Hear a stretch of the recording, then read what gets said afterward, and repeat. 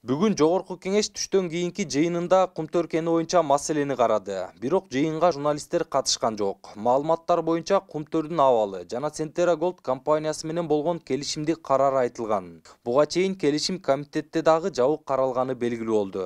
Кыргыз Республикасынын министрлер кабинетинин 2022 жылдын 4 мартында номер 102 Кыргыз тарап менен Centera Gold Inc. Канадалык компаниясынын ортосундагы өз ара дооматтарды жөнгө салуунун шарттары жана форматы жөнүндө токтом ушул маселени күн тартибине киргизип, уруксат берсеңиздер, жабык эшигинде карап берүүңүздөрдү суранабыз. Жыйынга министрлер кабинетинин төрагасы Акылбек Жапаров баштаган бардык өкмөт мүчөлөрү катышты. Жыйын бүткөн чакта депутаттар Кумтөр боюнча маселе тууралуу маалымат берүүдөн баш тартышты. Айрым депутаттар министрлер кабинетинин төрагасы Акылбек Жапаров маалыматты айтпай турууну өтүнгөнүн билдиришти.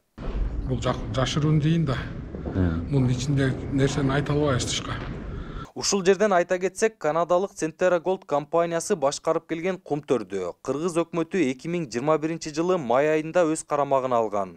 Быйыл 3 январда Centera Кыргыз бийлиги менен сүйлөшүүдөгү өзүнүн негизги шарттарын жарыялаган. Кыргыз тарап ага азырынча жооп бере элек. Кумтөр боюнча буюрса переговорлор аягына чыгайын деп калды. Февралдын аягында марттын 15-ине чейин биз алар менен тынч ажырашууну макулдашып бүттүк. Жакын арада урматтуу президент айтып чыгат, биз толук маалыматтын баарын беребиз, ошонун ичинде парламентке дагы беребиз. Ошентип Кумтөр боюнча маселе жабык эшик артында каралып бүткөн соң, сессияга президент Садыр Жапаров келди. Ал министрлер кабинетинин жаңы дайындалган мүчөлөрүнүн ант берүү аземине катышты.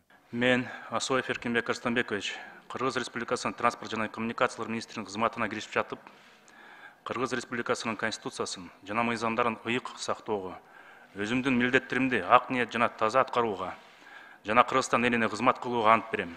Ант берген өкмөт мүчөлөрүнө ийгиликтерди каалаган президент дүйнөдө болуп жаткан окуялардын кесепети Кыргызстанга да тийип жатканын билдирди. Мындай чакта өкмөт азык-түлүккө болгон талаптарды аткаруу үчүн бир катар иштерди жасап жатыптыр. Ошол эле айыл чарба багытын колго алып, дыйкандарга жардам көрсөтүүдө дейт. Албетте, биздин биринчи приоритетибиз экономикалык потенциалыбызды мүмкүн болушунча сактап калуу болууда. Сиздерде дагы жакшы ой пикир, жакшы сунуштар бар экенине ишенем. Болгону бири-бирибизди сындап, кылдан кыйкым издебей, ишибизди илгерилетүүнүн үстүндө гана болсок деген тилек. Башкага убакыт жок. Дүйнөлүк экономикалык агым, баалардын өсүү темпи бизди сындашып, акыйлашып олтурганыбызга карабайт. Амбицияларыбызды жыйыштырып, позиция дебей, жалпы журтубуз менен бул сыноодон татыктуу өтүү үчүн колдон келгендин баарын ыкчам түрдө ишке ашыруубуз мезгил талабы болуп турат. Мына бүгүн Кумтөр маселесин колдоп бердиңиздер. Терең ыраазычылык билдирем. Алдыда дагы бир топ орчундуу маселелер мамлекетибизди экономикалык кризистен чыгарып кетүүчү эң чоң долбоорлор болот. Кризистик абал бара-бара оорлошо бере турган болсо, өлкөнүн азык-түлүк коопсуздугун камсыз кылуу үчүн болгон күчүбүздү, бар мүмкүнчүлүгүбүздү жумшоого туура келет. Андыктан министрлер кабинети негизги басымды айыл чарбасына жасап, айдоо жерлерибизди кысыр калтырбай эгин эгип, жалпы эле айыл чарба продуктыларын өндүрүү менен аларды кайра иштетүүгө өзгөчө көңүл буруп жатканы дагы ушундан.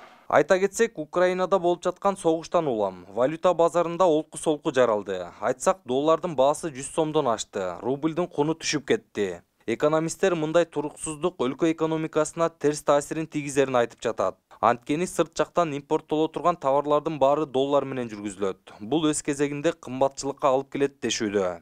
Жолдар Бузумов, Улук Айсбеков, Нур Ньюс, Бишкек.